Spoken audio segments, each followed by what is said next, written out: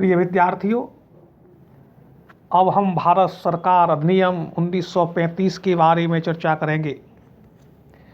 पिछले वीडियो में हमने भारत सरकार अधिनियम 1935 के भाग 1 पर चर्चा की थी। इसमें यह बताया था कि इस एक्ट के 3 भाग हैं। पहला भाग भारत सरकार से संबंधित, दूसरा भाग प्रांतीय स्वायत्तता से संबंधित और तीसरा भाग संघीय न्यायालय से संबंधित। भारत सरकार से संबंधित जो इसका पहला भाग था उसके बारे में हमने विस्तार से चर्चा की थी।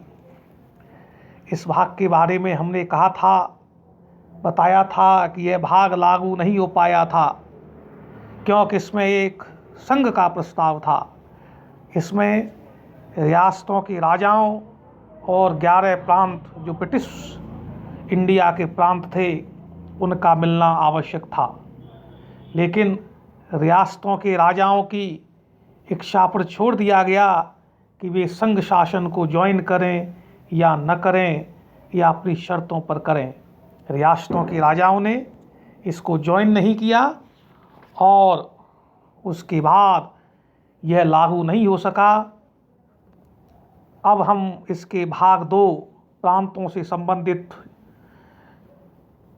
जिसमें डायरकी को हटा दिया गया, सभी विभाग मंत्रियों को दे दिए गए जिनको विधानसभा के प्रति उत्तरदायी बनाया गया। इसी का नाम प्रांतीय स्वायत्तता है। प्रांतों के सारे विभाग मंत्रियों के पास, इनको विधानसभा के प्रति उत्तरदायी बनाया और केंद्र का प्रांतों पर नाम मात्र का नियंत्रण रह गया।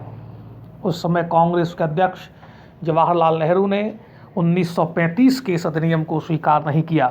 उन्होंने इसे दासता का घोषणा पत्र कहा तथा उन्होंने घोषणा कर दी कि प्रांतों में होने वाले चुनावों में कांग्रेस किसी तरह का सहयोग नहीं करेगी, किसी भी तरीके से भाग नहीं लेगी।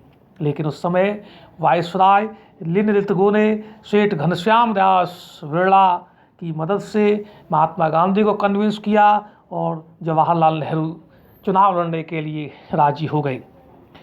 जनवरी 1937 में इन चुनावों में कांग्रेस को 6 प्रांतों में बहुमत मिला। बम्बई, मद्रास, बिहार, उड़ीसा, यूपी, केंद्रीय प्रांत नागपुर एरिया जिसकी राजधानी नागपुर थी, उत्तर पश्चिम सीमा प्रांत और आसाम में कांग्रेस सबसे बड़ी पार्टी के रूप में उभरी।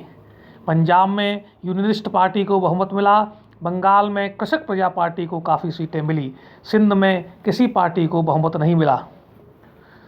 इसके पश्चात सबसे पहले सरकार पंजाब में बनी जहां यूनियनिस्ट पार्टी को बहुमत मिला। सर सिकंदर हयात खां अध्यक्ष हुए और उसके पश्चात बंगाल में कृषक प्रजा पार्टी को सबसे ज़्यादा सीटें मिली। फजल उल हक प्रीमियर हुए। सिंध में सरकार बनी जहां अल्लाह बख्श प्रीमियर हुए। कांग्रेस ने भी 8 प्रांतों में सरकार बनाई। बम्बई में बाल गोविंद खैर, मद्रास में राजगोपालाचारी, बिहार में श्री कृष्ण सिन्हा, यूपी में विश्वनाथ दास, उड़ीसा में विश्वनाथ दास, यूपी में गोविंद वल्लभ पंत, सीपी में डॉक्टर नारायण भास्कर खरे, उत्तर पश्चिम सीमा प्रांत में अब्दुल कयूम खान और आसाम में मोहम्मद सादुल्ला कांग्रेस के प्रीमियर हुए।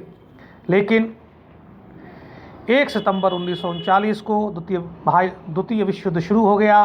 वायसराय लिनलिथगो ने तो अपनी तरफ से घोषणा कर दी कि इस लड़ाई में भारत ब्रिटेन के साथ है। इसका कांग्रेस के नेताओं ने विरोध किया। विरोध के फलस्वरूप अगले महीने अक्टूबर 1939 में इन सरकारों के त्यागपत्र आ गए। प्रांतीय सरकार का यह अनुभव 28 महीने चला। इसका अधिनियम का तीसरा भाग संघीय न्यायालय से संबंधित है। संघीय न्यायालय सन 1936 में बन गई, जिसमें एक मुख्य न्यायाधीश व 2 जज रखे गए जिन्हें वायसराय नियुक्त करता था। सर मॉरिस गायर इसके पहले मुख्य न्यायाधीश थे। ये अदालत इंग्लैंड के प्रिवी काउंसिल के अधीन थी। इंग्लैंड की प्रिवी काउंसिल इसके निर्णय को पलट सकती थी। इंग्लैंड की प्रिवी काउंसिल केवल इंग्लैंड के अधीन देशों के लिए सर्वोच्च अदालत थी। 15 अगस्त 1947 को यह संघीय न्यायालय भारत का सबसे ऊंचा न्यायालय हो गया। इसी संघीय न्यायालय को 26 जनवरी 1950 में राष्ट्रपति के आदेश से सुप्रीम कोर्ट बना दिया। धन्यवाद।